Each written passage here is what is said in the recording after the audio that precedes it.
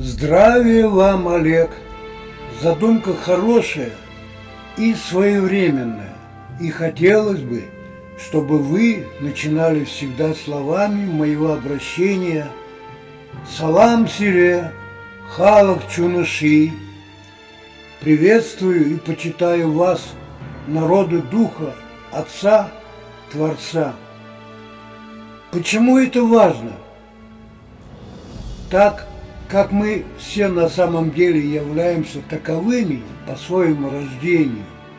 Все народы СССР – это арии, народы библейского древа Иссахар, Иосиф, Осениф и Иосиф, или Ерах Суром. Об этом написал ранее. У наших народов осталось очень мало времени для осознания всего, что происходит вокруг нас. Кроме исторической тематики, необходимо давать видение сегодняшнего дня и что происходит вокруг нас. Огромное количество народа в неведении того, что происходит и что грядет, и что необходимо делать каждому именно сегодня и в ближайшие дни, чтобы в новых реалиях не остаться в статусе недееспособного или раба, что в этой ситуации необходимо делать каждому. Об этом тоже буду писать и говорить.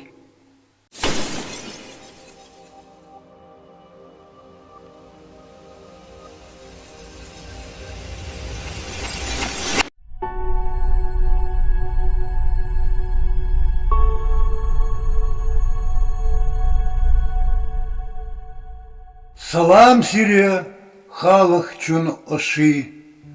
Приветствую вас и почитаю народу Духа Отца, Творца.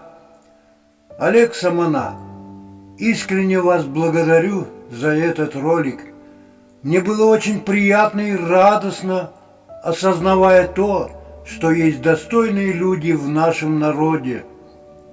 У меня такое чувство, что таких людей в Чувашии мало, или, находясь вдали от вас, не все знаю, а может, просто ошибаюсь.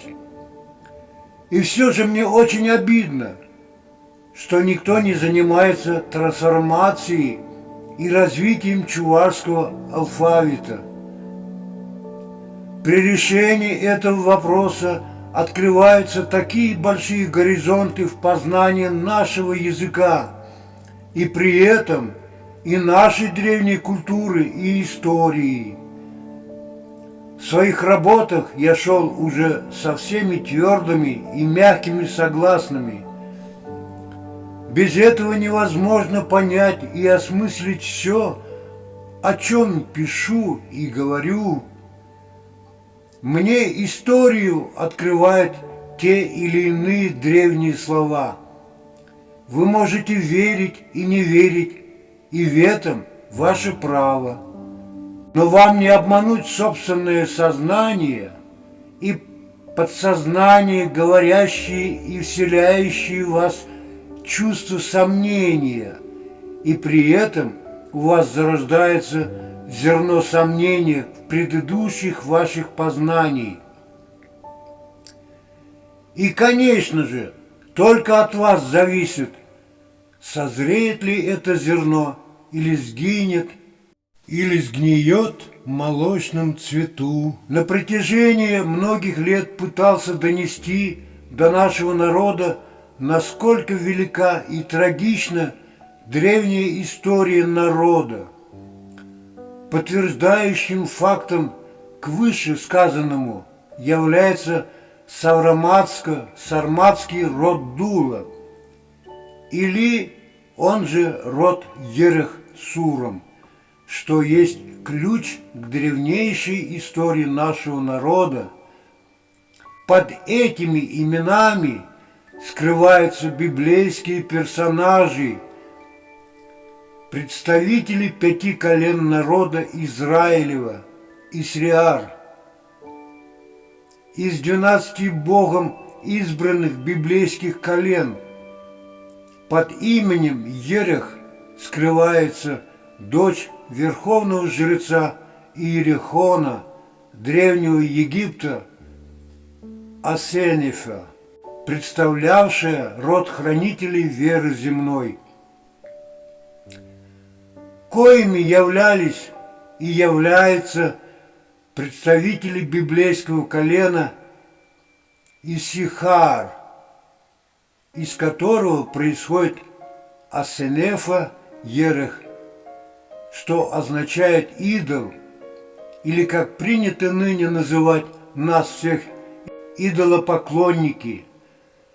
Таким идолом на нашей земле, ныне именуемой Россией, была золотая баба, символизирующая трех богоматер.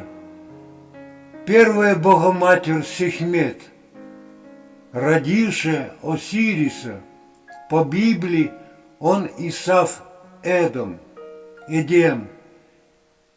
Исида, родившая Гора, по Библии она Рахиль. Родившая Иосифа, он же Суром.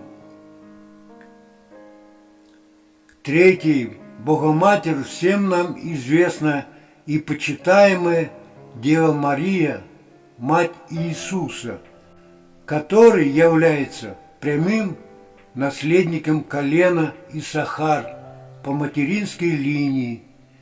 Символом колена Иссахар является белая ослица.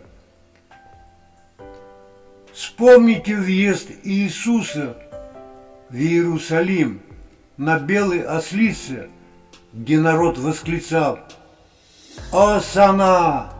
Осанна! Осанна!» Или они восклицали: «Ос-Анна! Ос-Анна! Ос-Анна!» Решать, конечно, только вам.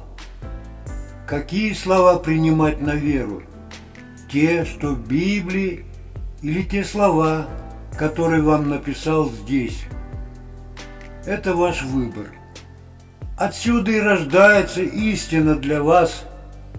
Иосиф является основатель древа из 4 библейских колен Арии, где на вершине в виде сердца расположились 2 колена. Это супружеский союз Асенефа, Иосиф Ерех Суром. Ниже их дети Манас, Ефрем, Юсуф.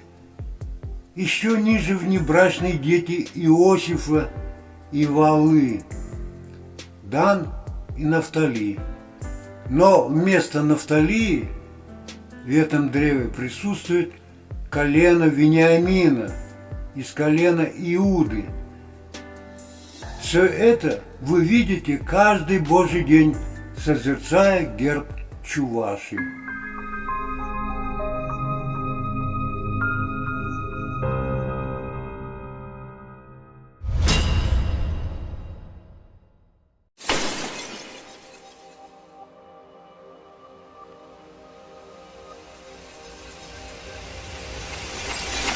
Салам сире, Олег Самана. Все, о чем пишу и говорю, предназначено для народа, не только для чувашей, но и для всех народов мира. Каждый чуваш должен осознавать, что для каждого из нас наступает время, бременем ответственности за тот герб, который существует на гербе Чувашии. Это династическое древо библейских колен Арий мировой историографии. Это древо имеет наименование династическое древо парфянских царей Арсакидов, Вологиузус, Волгес.